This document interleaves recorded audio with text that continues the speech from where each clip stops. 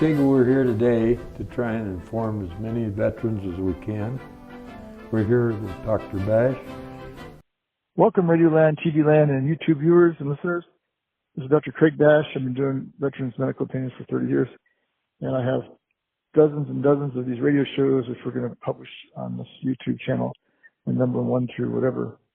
So thank you for listening, and here we go. Yeah, I got a couple of questions for Dr. Bash.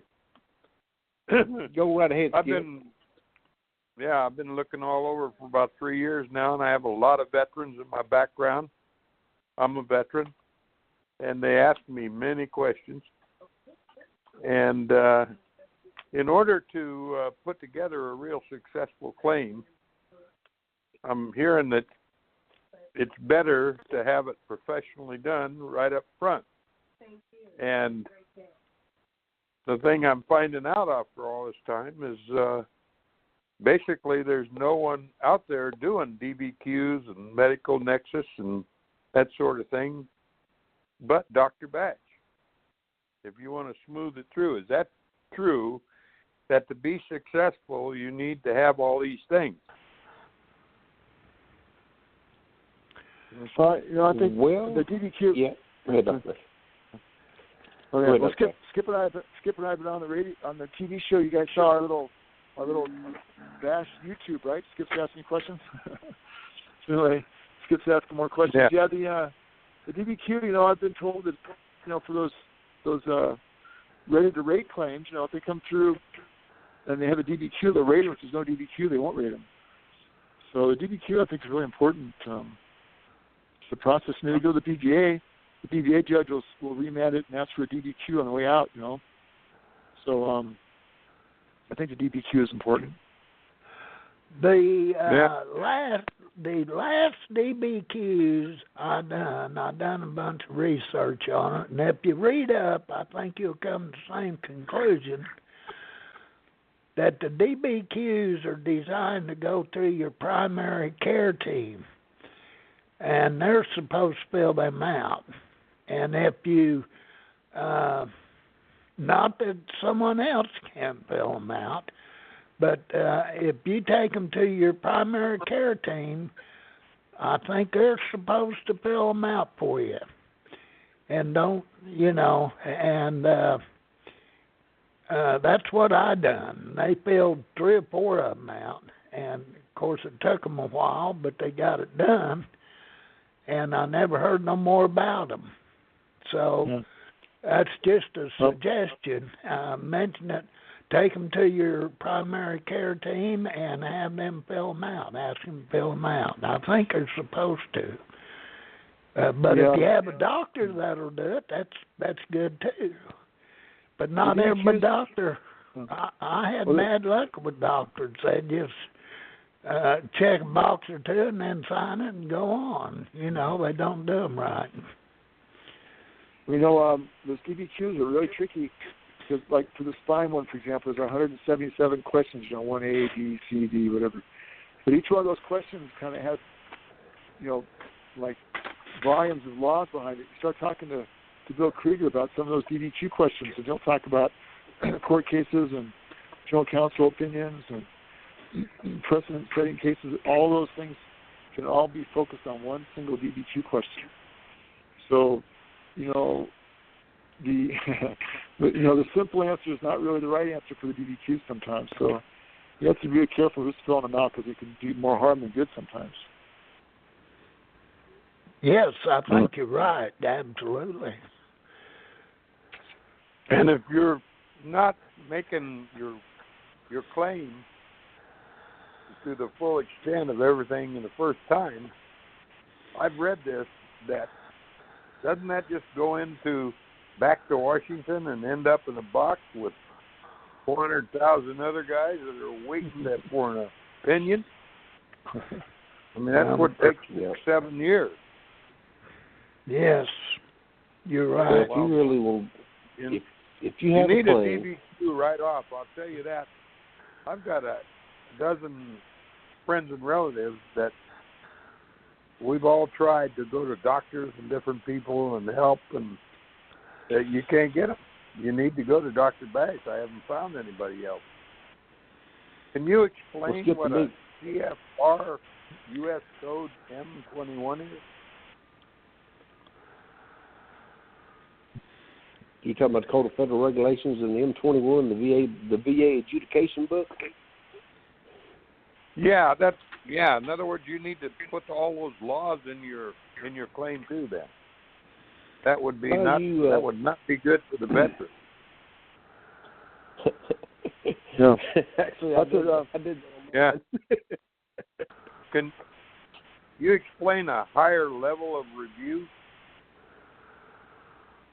Yeah. Well, Skip's talking about the laws. That's something that Krieger's been talking about that a lot these days. About how the Raiders aren't very well trained in the rules. And that the M21 is not that accurate as far as compared to what the CFRs and what the U.S. Code is and the precedent sets studying cases. Let me break it. And so let me break it down, Dr. Bass. Yeah. Let me break this down from a quality assurance standpoint. Dealing with the government, okay, United States Code, the Code of Federal Regulations, is called it's the main book. That's called the A listing.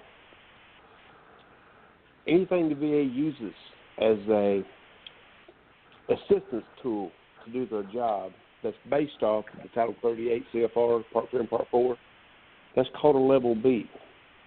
And that's self-written by the VA. They've got their own rules, but it's supposed to actually follow the instructions issued in the Title 38 CFR. It's not always the case.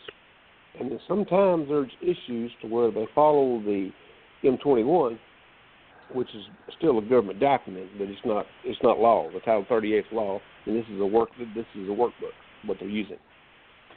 So that's sometimes things get a little bit out of whack and out of sorts.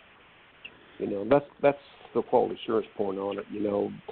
Because basically the buck stops with the Title 38. Anything dealing with the M21 that's not in relation to Title 38 is a falsehood. So sometimes that can be proven. So, and they start adding. Sometimes they'll add, this shows you might deserve 60%, but we think it's more appropriate to give you 40% based on this, this and that. When the regulations clearly state you have this condition of 60%. You follow me? Yep. So that M21, the workbook, is a way that the VA can kind of bias. They can bias the law, and most veterans don't know because the VA will say, hey, M21 says this, and the veteran thinks that's the law when it's not. And the only way you get it fixed, like what Skip was talking about, is going to the big box to the BVA 5 years down the road and let the BVA read the rule of law and then get it corrected right. Yeah, always stay with the 38 CFR. Don't, the M21 is just a reference thing, and it's your 38 CFR is law, and that's what you need to be quoting. What the law. Krieger says that the DA is teaching the Raiders based on M21 and testing them on M21 and rating their error rate based on M21 when it might not be anywhere near what the law says, That's true. That's true. I mean, that's the way it's worded. I mean, it's still a VA document, the M21. It's still their Bible, okay? I mean, they read that more in the Bible on Sundays in church, but it's still a Level B, okay? Yeah. And the Level B document is different than the Level A. The Level A always takes precedence over Level B. And that's a quality assurance point. Not in anything, not even any type of law, any type of law, any type of manufacturing, any type of quality system. Level A is the boss. Mm-hmm. So, well, I think a lot of veterans are losing their claims because of Level B, man. Well, it can be misleading. It is. And I've had several arguments over the M21 because the Raider or whoever I was talking to at the VA would would be quoting the M21, and I said, that's not the law. The 38 CFR is the law. I said, I don't care what's in the M21. Don't mean nothing. I mean, it's a law that means, what they should be looking at. And, of course, that's a good way to make enemies, which I've got plenty of them. Let's put it this way. You get a claim to Veterans Court, you get an issue to Veterans Court, and you go in front of the judge, and you've got your circuit court to Veterans Court. I don't see an M21 nowhere in the damn building. They got the Title 38 in the building, but the M21's out the window. Yes, wow. It is. So kind of keep that in mind. I mean, if you have a claim, be able to reference the 38 CFR, the sections in it that you attribute to your claim, and I wouldn't pay much attention to the M21. It's more or less a reference guide to, I mean, it gives the VA raider a chance to abuse the system, I think. It shouldn't even be there. I've got a real good question for you guys. Can you explain the bottom line? I get a lot of this stuff. What is the difference if you've got 70% or 80 or 90% or whatever, and you're later in life, you find that you really need more help and more money. Bottom line is, how much money are we talking between 70 and 100%? Is it worth going back to get? Yes. Sure is. You're talking the difference between $1,700 and $3,000. Yeah, that's what I'm talking about, is the bottom line. That, in other words, the guy's sitting there at 70 or 90, if he doesn't get the help and find his way all the way to the rest of it, and believe me, I know people that are really in great need of it, and they deserve it. They've just outdone themselves for maybe 4 to 5 years, and they're in need of some more help. What their condition is Can you help them with that, Dr. Beck? Yeah, Skip brings up a good point. Like as people age, as you age, a lot of these disabilities get worse over time, and so you really should go back and have your whole thing re-looked at. Secondary complications, maybe medication effect, and that can have a big effect on your percentages, because like you said, the difference between 70% and 100% is a huge amount of money. So, and once you get to 100%, then you're eligible for SMC awards above that.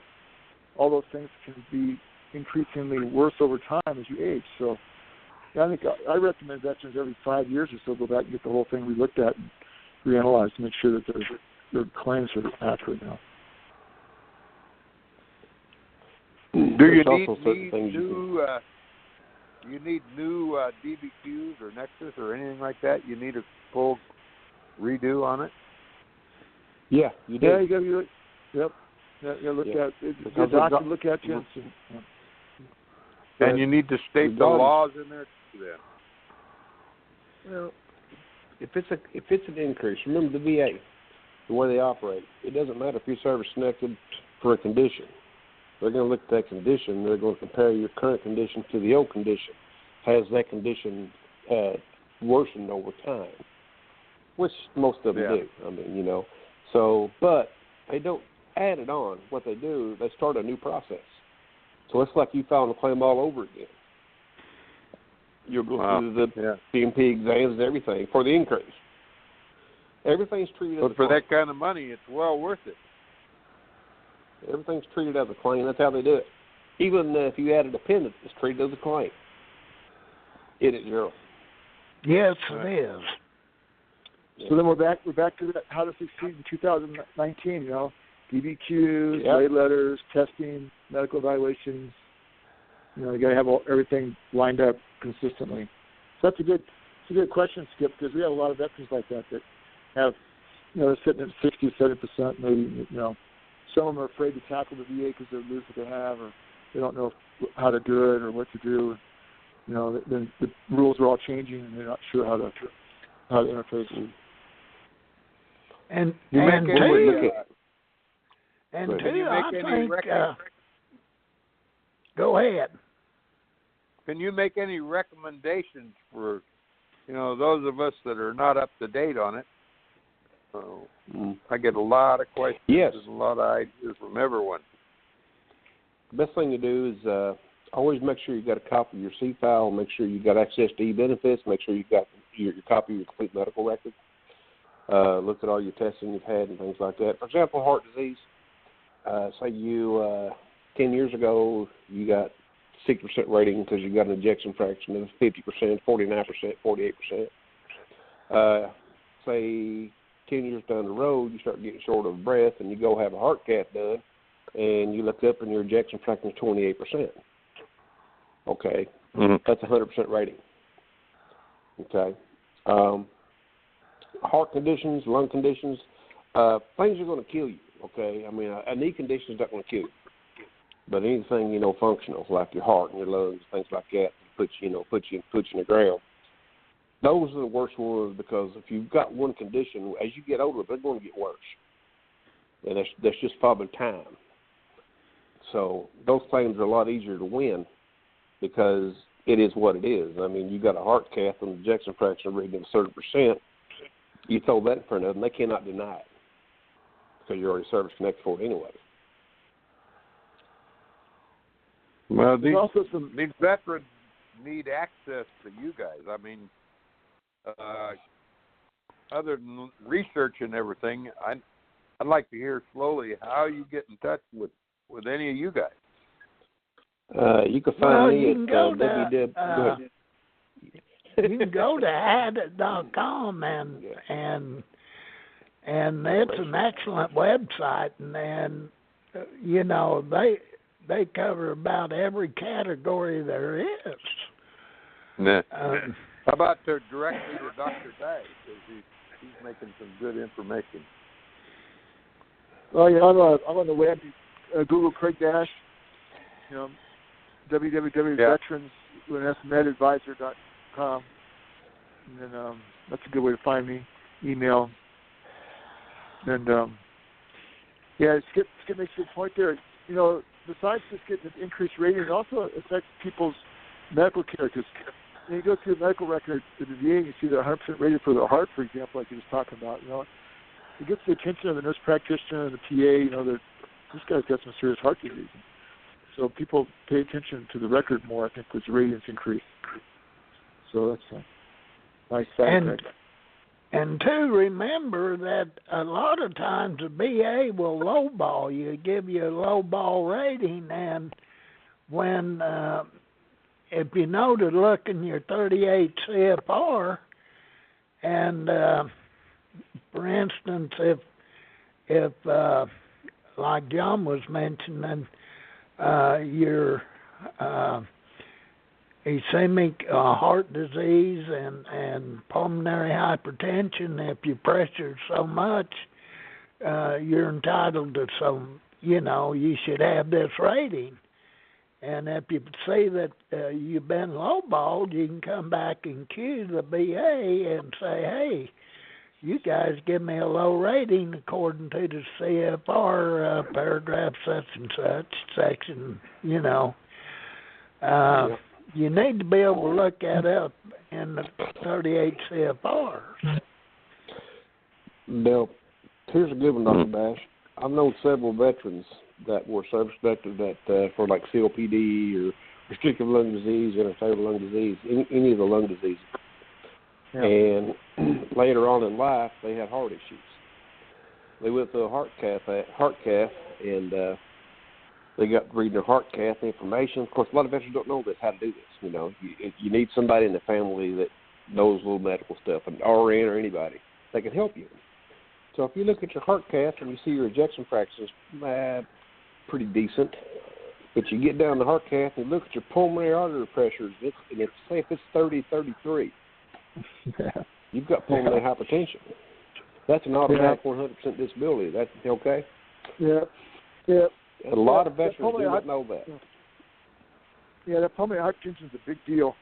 It's a very devastating disease, and it can be secondary, like you talk about, to a lot of inhalational stuff. Veterans that breathe in the dust and the smoke pits and whatever else that gets in their lungs, and it can cause that interstitium to get, thick, and then the pressures go up. And the problem is there's some subtle findings on chest X-ray that radiologists can pick up on, but you need one of those heart caths, and not everybody gets a cath all the time, and so they'll have a lot of cardiopulmonary problems and symptoms, and they won't necessarily. And echo will show it. Testing. Mm-hmm. Yeah, echo can show pulmonary arteries. Yeah. Shows like, but some of those testing people don't get right off the bat, So there's a lot of veterans out there that have that don't know it. You're right. Yeah, a lot of them. There's a lot of them. Hey, Jay Bassett, you were going to give your email address for Skip. He was asking. Okay, it's Jay Basser, JBASSER at mymetronet.net. Was it Metronet? MyMetronet.net, yeah. Oh, my Metronet. Yeah, it's a gigabyte internet service. It flies. Mm-hmm. Yeah. Or for everyday veterans, you can call me. Even I've answered a lot of questions over the last 3 years, and I thank you all for. I got a 925. I'm in California, but I'm talking to Iraq and Marshall Islands, Guam, and all over the world. And anybody wants some help, I'll be glad to answer anything I can. That's 925-381-7561. Skip. Okay. I want to thank you guys for all you do. It's great information. Shoot me an email after a while. We'll talk a little bit. You want to? Right on. Thank you. All right.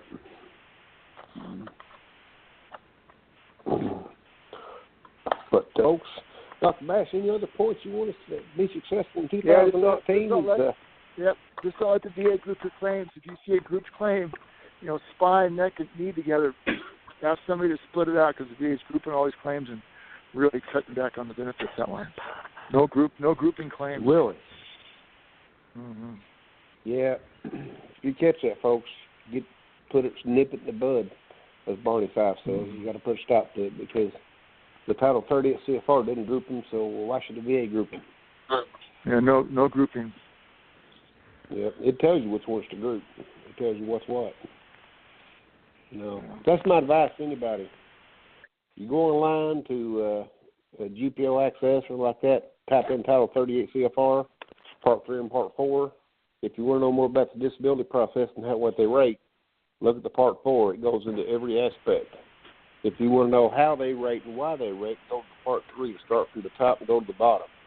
It'll take you about 3 months to read it and understand it, but it's very well worth it. It's a good read. Until you get to the part special monthly compensation, that leaves you scratching your head and taking your shoes off and wondering what happened.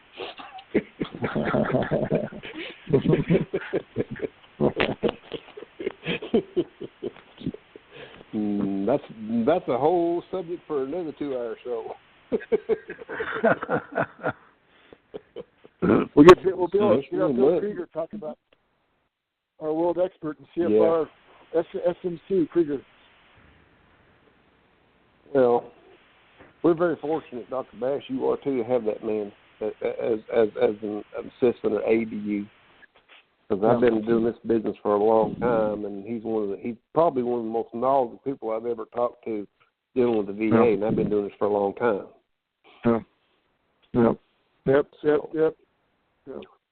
And so he's a very valuable person to have on the team. Thanks. You might be out there listening. Thanks, Bill, for all your help in educating us.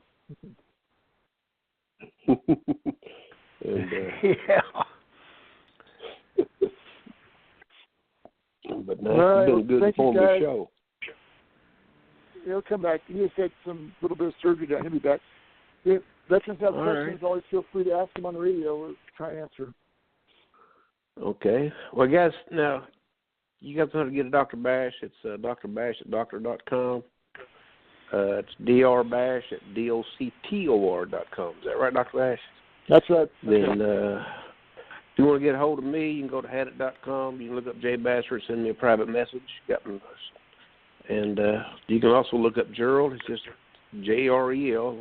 Send me a message on Hadit if you need any information like that.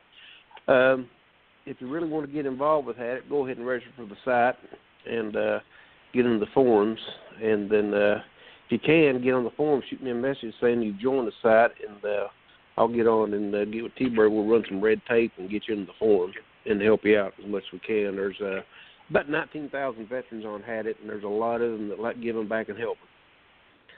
So there's a lot of people that's probably got the same condition other veterans do, and, you know, it's kind of like word of mouth, grassroots, you know, how did you do this, how did you do that, and here's what I did, and here's how I did this. So that's what Hadit's all about.